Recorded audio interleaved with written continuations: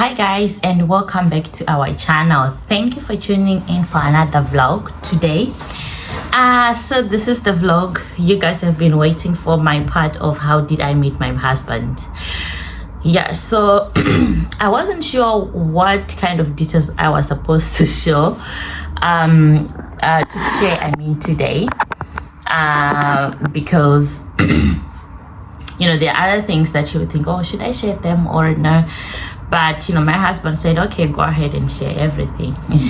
So I have the longer version of how we met.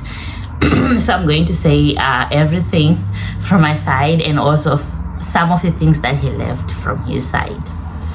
So this is in 2016. I was on my gap year after Form 6, and I was doing the paperwork to come to Poland. So my sister came here first, and she was now pushing for me to come. So during this time, it was around April, so after Easter, and then we're getting into May. So like he said, like we met at the funeral. So for me, I don't really remember that part. For him, that's his first time. But for me, it was at a night church service. So what can I say? Because I know it in Shona, like right? So like every day, like the church we used to go to, every day we would go for a night prayer, like a short night prayer. And so people would go there, and then you have like a short prayer, and then afterwards you will go back home. So this is a prayer that would happen around like 6 p.m. maybe until 7, and then you'll go back home. So during this time, I was living with my grandmom in Chiredzi. So that's the person that I was living with, and my grandmother is strict. Should I say is strict or was strict? I don't know, because now she's old, and I don't think she's still like that bad, but I think she's still strict. I don't know. So I'll start with the backstory. So my grandma, the way she was strict is that she would send me like to the shops to go and buy beef to cook for that day, or maybe to buy bread or tomatoes, and she would time me that I need to come back like as soon as possible, like the earliest that I can be. So I would be going to the shops, like walking very, very fast. If I need to run, I would run up, because I would need to know that I need to come back home very fast. So even if I would have like some boys like trying to say hey, I would ignore them and run, because I know that if I was late, my grandma it would be a problem. So the environment I was in, living with my grandmom, it was impossible to have a boyfriend, because there was no way you're going to even, there was no chance to even go and see your boyfriend. And I remember I used to have classmates in Chiredzi who would want even to come and say hi. I was so scared for them to come to see me, because I was like, what would my grandmom think? Even if they're girls or even if they are boys, like I was just scared. I remember, I think there was one day, like someone like wanted to come and say hi, and sometimes I would just see them by the road just crossing, because I would like, I'm not going to even leave this place and come to say hi. And also like where my grandmom used to live, so this is like it's a very high density location, so we didn't even have a fence. So I would say like it's like Chiredzi is like a township, but it's a town, it's a small town, right? But we're living in a high density area where they're just like, there's house. We didn't have any fence to guard our area, so everything like that happens, everyone can see. And my grandma had like some people who are renting some rooms, so I think we had like 4 of them, and then we had 2 rooms to ourselves, me and my grandmom. So even if my grandmom was not there, there was no chance for me even to sneak around or do something, because the neighbors, those people who are renting, they would tell my grandmom something. And when you're back in Zim, everyone is your parent, you know, they have a say in what you do. So you don't even mess around, because you know, like, they are going to tell her anyway. So now I'm starting my story. So our story, right, is a little bit different in a way that I personally don't want to over spiritualize things. I mean, because we have different people who believe in different things, but for us, like, I cannot avoid talking about this when it comes to our love story, because that's how it just started. So at church, right, I knew that there is I would hear like his name, like Taonga, right, Taonga, and so this is when there are like church contributions, right, and he would just hear his name. Oh, Taonga has contributed this, Taonga has contributed this. I just know that there is like this guy, but his face, I didn't know it. And also, guys, like I told you, my grandma was strict. So if we are going to church, we finish church and I'm working with my grandmom. So even if the boys at church wanted to even reach out to me, they didn't have a chance, because I'm always with my grandmom. So you couldn't, there was no chance. And then so we went. So I knew that there was a guy called Taonga, but I didn't know his name. So anyway, what happened, we used to have 4 a.m. prayers with my grandmom. So every 4 a.m. we are waking up and we are praying. So one Wednesday, I had a dream. If you remember in the previous video, where is the blanket? Okay, I'll take the blanket. So in one of my videos when I was cleaning, I showed you this blanket, guys. So what happened with this blanket, in my dream, I had a dream. I was sleeping. So my grandmom used to sleep in another room on the bed, and I used to sleep in the other room on the floor. So in the dream I was sleeping, and I had this blanket on, and then Taonga came, right? He just came, he opened the door, and then he joined me in the dream, like so he just came and slept at my back. And I was like, so it's like in the dream I saw, I'm like, I've never seen this guy, I've never spoke to him. What's his confidence of coming to just sleep in my blanket? And what is my grandma going to say? Because she would think that I know him, but I don't even know him. So I was scared, and then he just came and then he slept, just joined in this blanket.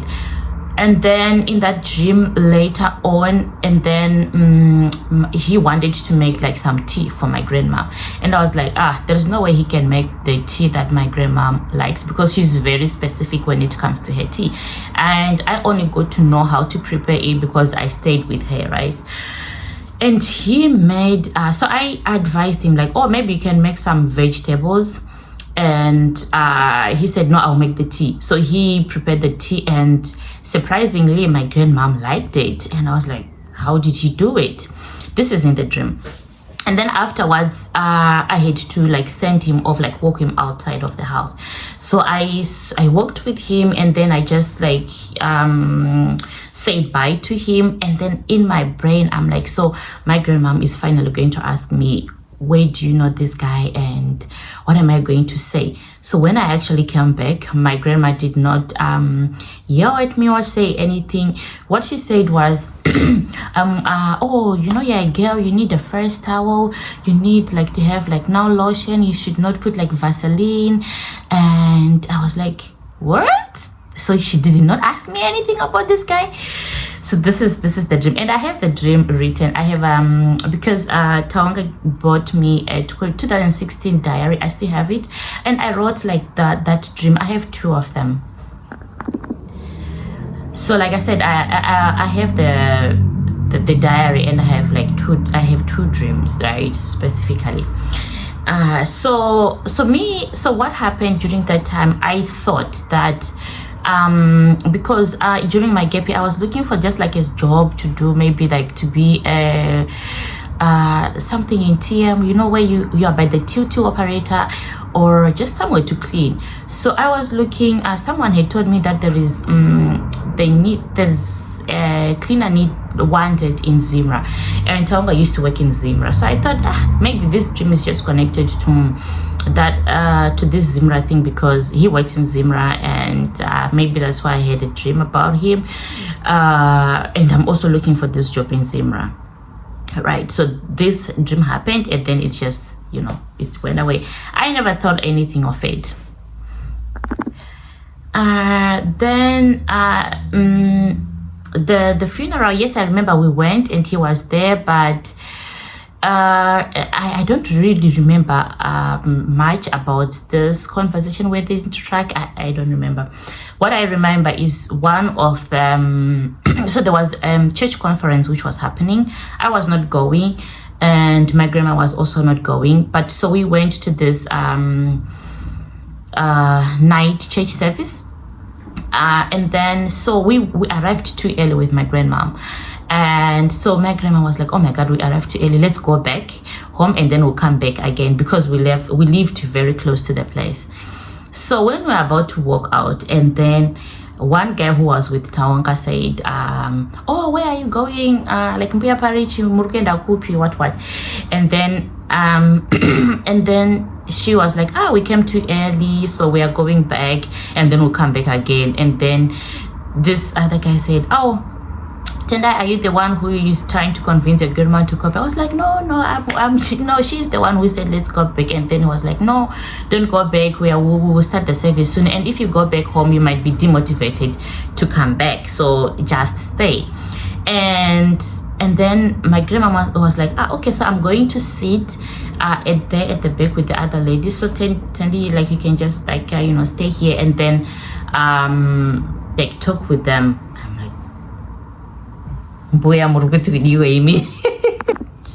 So this was the first time I was not with my grandma, because I would go to the service with my grandma, live with her, and the only time we would be sitting differently is because she would sit with the other ladies, and I'll stay with the other youth girls, right?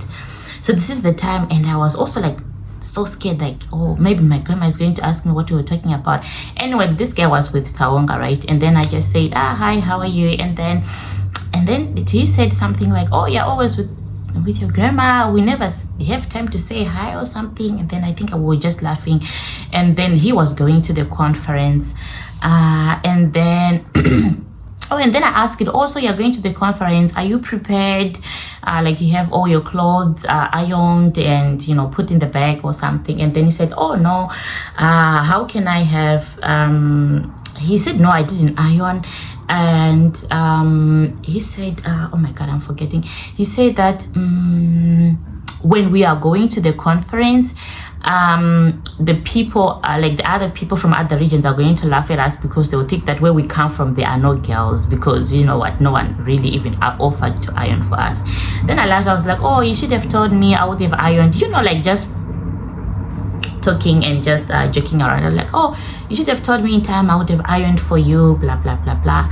And so that is how the conversation went. And then I was like, oh, also like I wouldn't know, because I don't even like talk to you. And then he was like, so you don't have my number? And I was like, okay, so give me your number, then I'll just like ask you if you are finally prepared or something. And then he gave me his number. I already had the phone number for this other guy at church, because he used to be friends with the other person I used to call sister, and so I just had his number. It's not like we were talking about anything, but he was just one of those guys. I had his number, and I never had like any conversations with him like through the phone. No, I remember I used to ask him where is the church service, or if there's like a youth, because he was our youth teacher. So this is why I had his number, because he would give us like an announcement about what's going on. So this is why I had this guy's number. And so after that, I went back home and with my grandmom, and then I started to talk to Tango. So I texted him like, oh, so I used to spoke with him like with respect, because for me he was already working. I had only finished like my high school, so I already there was like a huge age gap that I knew about, and I assumed that he has like his already he has like a girlfriend. Definitely, because how can you be at that age working without a girlfriend? I was like, oh, I think he's about to get married. And I also thought, oh, there's no way he's going maybe to date someone from this our small town. Maybe his girl is maybe from other cities like Harare or Bulawayo or Guero or something, you know. So that's what I just assumed. So anyway, I just texted him, have you finally ironed your uniform? And then he said no, I don't remember how did the conversation go. But what happened is I spoke with him until his battery like went off, his phone battery went off, and he was telling me, give me updates about oh, we departed very late, now we're at this place, He was the conference was in Chegutu, so I think I don't know, somewhere around when he was almost arriving, his phone died. So I will say the part that my husband left. So from his side, before I even got his number, he already had my phone number, but he had done a covenant or an agreement with God that if she is my girl, she needs to text me first. So by the time I texted him, he already had my number saved. And this was his confirmation that, okay, so God, this is my girl, because she texted me first, because I'm the one who later on texted him, say, hey, how are you? Have you finally prepared like your uniform for church? And then he's like, oh, this is the time for my confirmation. So he cheated me anyway. But also before that, because like he said here, he was like it was already like 3 years when he was single. He was looking for, not currently like really searching, but he was praying for one, just like when it's finally the person, just give me the right person. And he also had a dream, and he had the visual face of the girl that he saw, that he's going to be his girl, and that face was me, right? I think he said he remembered the dimples and that I was dark skinned. But what happened is he later on saw me at church, I think one of the Sundays, and then when he saw me, he just like, like, I don't know, like some of you, if you have a dream, but for me, when I have a dream and something happens, it's like it's repeating. I'm like, where did this happen? Or, oh, this is actually finally what I dreamt about. So for him, it was that like maybe revelation that, oh, this is the girl, right? So he looked for my number. He asked this guy about my number. This guy gave him the phone number, but now then he started praying and saying, God, if she is mine, she needs to text me first, because I don't want to go around again and try to date someone who is not going to be right, only just to separate again. So anyway, I'm talking to him. So he had his rule during this time that he doesn't talk to girls after 9 p.m. And apparently we spoke past this, what can we call it? What do we call it? This thing? Okay, I don't remember, but there is a time, there is a phrase for it when you cannot, let's say, curfew time. Yes, curfew time. So it was his curfew time that after 9 p.m. he's not talking to any girl, because he just doesn't want some night conversation to turn out to something, just because people didn't have didn't just sleep, so he didn't want that. So I had a conversation with him, and it overlapped, from 9 p.m. And you know what he said? He's like, usually I don't talk with girls after 9 p.m. Then I was like, okay, fine. So, okay, the conversation ends here, right? But it didn't end there. He was still talking and talking and talking. And then I was like, so why are you even telling me that you don't, I was laughing with him this other day. I was like, what were you really trying to say? And he was like, I was just being honest. I'm like, no, it's like you had so much pride of even telling me that I don't speak to girls. So what do you want me to do with that information? And then he started, just sharing like things with me. and then in that conversation, it's like, oh my god, I'm oversharing. I don't know why am I even oversharing, or I don't want to hear this. I remember this phrase, I don't want to hear this in the public domain. I'm like, which public domain? Why are you even telling me your stories?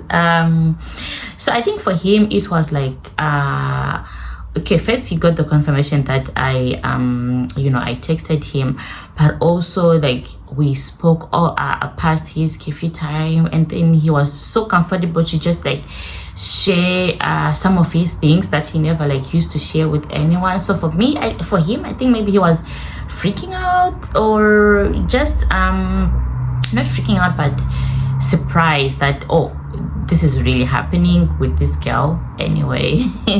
So for me, I remember I thought, okay, here's this girl, he's going to the conference and he's going to meet his girl anyway. That was the end, right? And then he came back. When he came back, then we still continued to talk together. I was like, oh, I was looking for a job there, and then that's when we started having this career conversation. I'm like, oh, I'm applying, and I'm thinking which program to take. I had already applied in like at UZ and in NAST, and I had got a response from NAST, but UZ had not yet responded me, because maybe my points at the time were not suitable for the program that I wanted. I wanted finance and accounting. I had 13 points. But in NAST I had already got accepted. In UZ, maybe they were going to offer me something different. And but at the same time, because I knew there was something that is going on when it comes to the pollen thing, I did not respond to NAST. So I was just talking to him like, these are the options that I have, and what did you start? He told me what he started. So I was just trying to navigate, because guys, when someone is working in Zimra, in Zim, you already like, oh, this person is there, like figured out. So this is definitely someone to go and ask that kind of advice from. And he is still like a youth, so he got his life figured out, right? So that's why I started like having to ask him about career guidance. So personally, I knew like there was someone who was I don't remember where, but someone preached that even when you are not yet like married, or even when you're not yet like dating or something, like pray about the person that you want, and even pray for your kids, even when you still don't have the kids. So for me, it used to always be my prayer. I used to pray about, God, when I'm going to have kids, let them be good kids who are going to listen. I used to pray about that when like soon after my high school, or even during high school. It used just to be my prayer point. And even like praying about like fertility, I used just to pray about those things. And I remember when praying for the husband, like for the person who's going to marry me, I prayed about I had two things, only two during that time. I wanted someone who was going to the same church as me, because I just wanted like belief not to be like a religion, not to be like a barrier. And then the second thing, I wanted someone who was educated, like within our church. So for me, when I'm looking at God answering my prayer, he just answered them, because I got someone from my church and someone who was educated. I wanted someone who is educated and who is going to be like financially stable. I just didn't want someone who is prayerful, but at the same time, when like you are not educated. No, because for me, I was going to be chasing for my education. I was going further, so I didn't want that in a boyfriend or in a husband. Okay guys, so when it comes to how we met, this is exactly how we met. So for me, it was first the dream. For him, it was also first dreaming, and then later on we had like the physically like meeting each other, and then that's how we started talking to each other. So that's basically the story. We are going to come back again with how we started dating and how our dating was. And we were in so we only dated for June, July, August, September, October, November, December, January, like for 8 months. And after 8 months I left for Poland, and we were in long distance relationship for 20 months. So 1 year, 1 year, what, 8 months? Yeah.